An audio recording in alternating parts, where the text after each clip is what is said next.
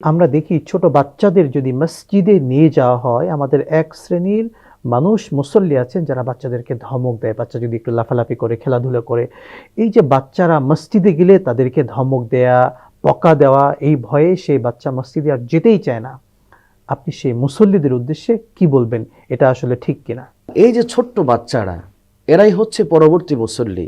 যদি এই বাচ্চাদেরকে মসজিদের সাথে পরিচয় না করানো হয়, দেখেন আমি এভাবে বলি যে সূরা লোকমানে আল্লাহ তাআলা বলছেন, সন্তানকে বলছেন, লোকমান আলাইহির রাহমা তার সন্তানকে বলছেন, ইয়া বুনাইয়া লা তুশরিক বিল্লাহ ইন্না শিরকা লা যুলমুন আযীম।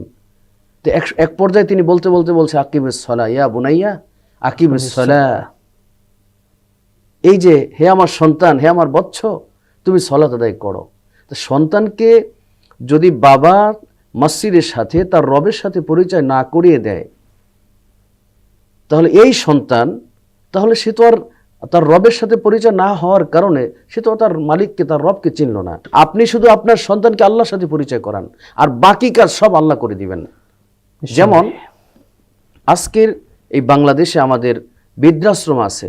বিশ্বাস করুন, যদি আপনার সন্তানকে আপনি আল্লাহর সাথে পরিচয় করিয়ে দেন, তাহলে আপনার শেষ জীবনে বৃদ্ধাশ্রমে যেতে হবে না। দেখা যায় বাবা মৃত্যুবরণ করেছে, বাবার জানাজাটা পর্যন্ত কিভাবে পড়তে হয় কিংবা কিভাবে পড়াতে হয়, এই জ্ঞানটুকু তাদের নেই।